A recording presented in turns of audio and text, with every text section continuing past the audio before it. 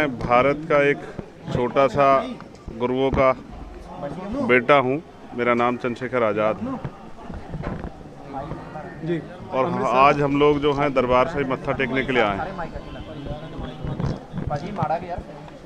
नाम तो आपको पैदा होने के साथ मिल जाता है, लेकिन असली नाम तब होता है जब आप कुछ काम करके दिखाते हैं।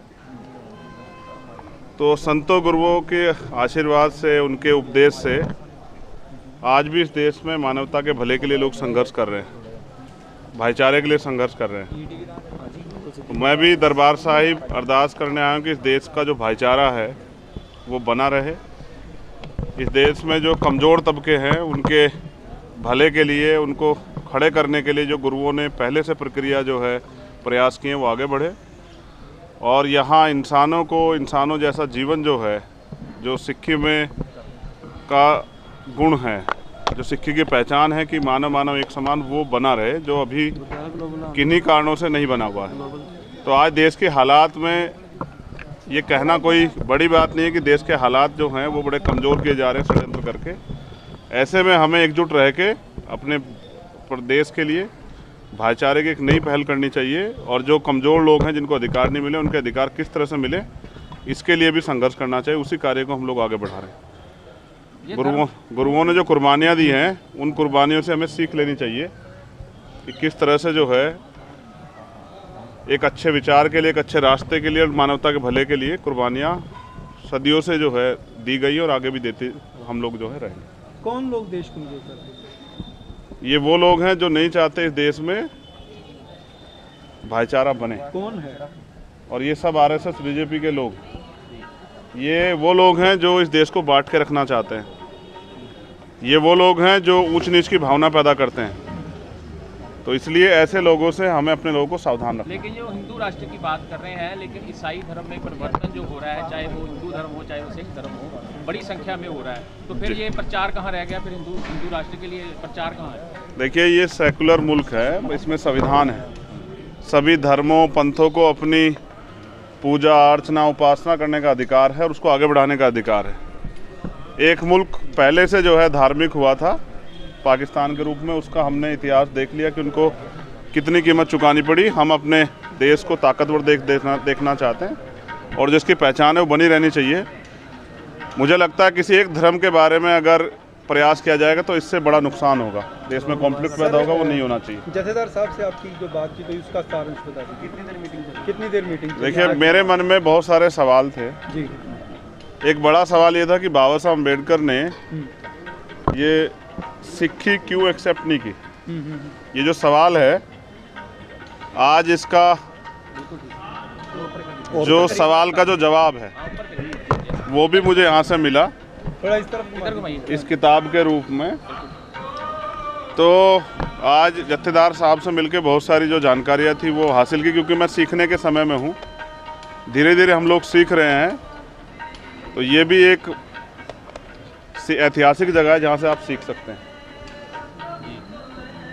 तो आपको क्या आश्वासन दिया जत्थेदार साहब? जत्थेदार साहब ने आश्वासन दिया, उनका आशीर्वाद है कि इस लड़ाई में जो है उनका आशीर्वाद मुझे हमेशा मिलता रहेगा। और मैं उनसे वादा करता हूं कि मानवता की भलाई के लिए जो भी काम मुझसे बन पड़ेगा, मैं उसके लिए लगातार तैयार रहूँगा। मैं कभी इस देश में मानवता किसी लड़ाई को नहीं चूकूँगा। बहुत बहुत इस जो है पवित्र दरबार साहब पे जो है आके अच्छा लगा।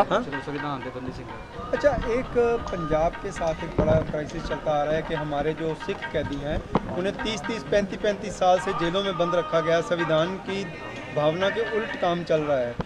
चाहे उसमें कांग्रेस थी चाहे बीजेपी है, सभी एक ही समान काम कर रहे हैं। इसके बारे में आप क्या कहेंगे? देखिए, देश में संविधान है, इस देश में आईपीसी है, सीआरपीसी है। अगर किसी के द्वारा कोई अपराध किया गया है तो इसकी एक सज़ा जो है, एक सीमित समय जो है वो मुकर्रर है। कहीं 7 साल की सज़ा है, कहीं 10 साल की सज़ा है, किन्हीं उसमें 20 साल की, कहीं आजीवन है।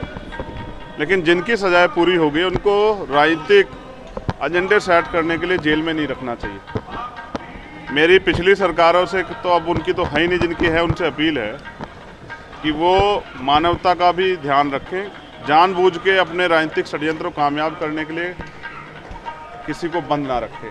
ये मानवता का जो सारांश है, मानवता का जो किस्सा है उसके साथ भी अपराध है। ठीक है। तो सरकार से हमारी मांग है कि जो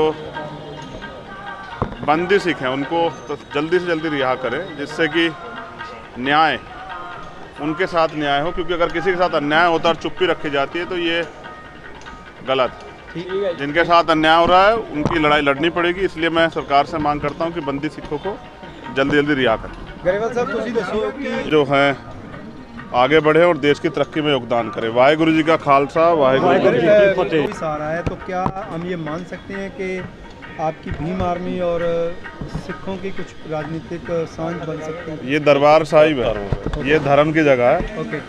और आपके मैं जो- धर्म में राजनीति को मिक्स आप नहीं करता हूँ। संविधान की बात करते हैं, आप चाहते हैं कि ह्यूमन राइट्स को वायलेशन ना हो, लेकिन आपके उत्तर प्रदेश में सबसे ज़्यादा हो रही है और आपके जो चीफ मिनिस्टर हैं मिस्टर आदित्यनाथ, वो सबसे ज़्यादा बड़े अपने आप को डाउन समझ के काम कर रहे हैं। उसमें आप क्या कहते हैं? देखिए, वो जो सरकार है ना, वो आरएसएस के लोगों की सरकार है और आरएसएस के लोगों ने कभी संविधान को नहीं माना।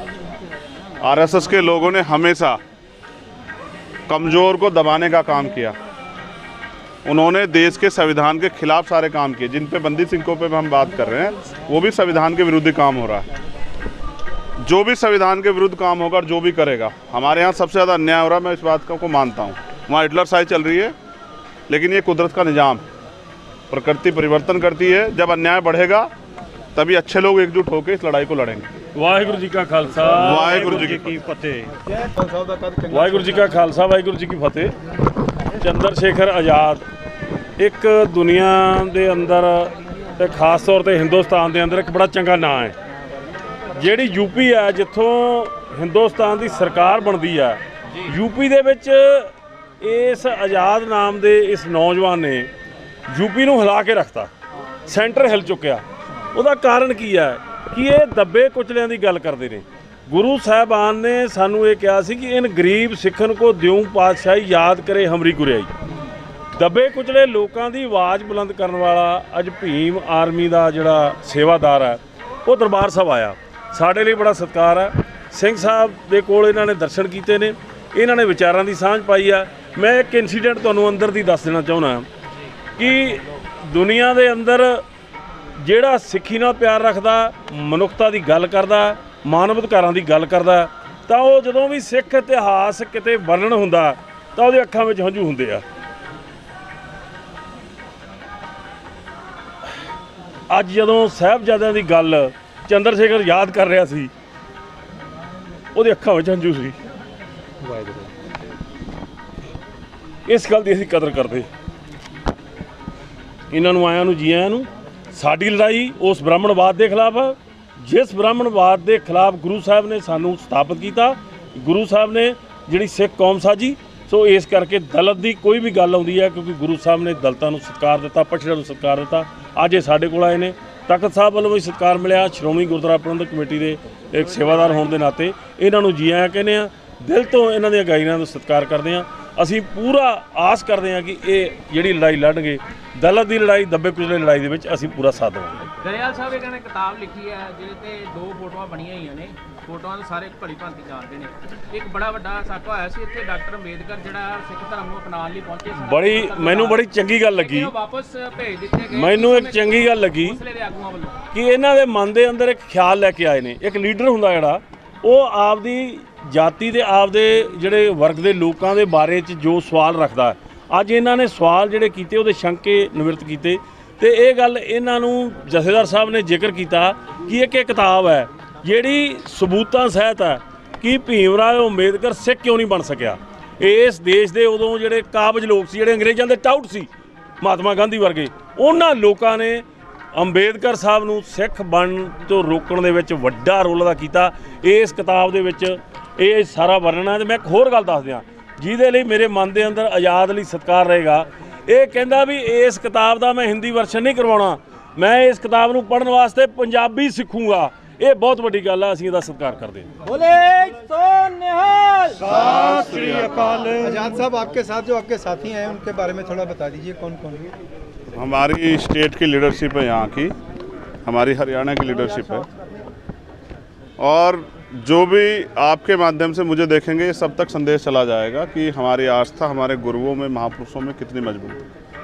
मैं बस यहाँ से पूरे मानव कल्याण के लिए, देश और दुनिया में जो लोग रहते हैं उनके लिए प्रार्थना करूँगा, अरदास करूँगा कि सब चढ़ती कला जो है महाराज के आशीर्वाद से रहें, सब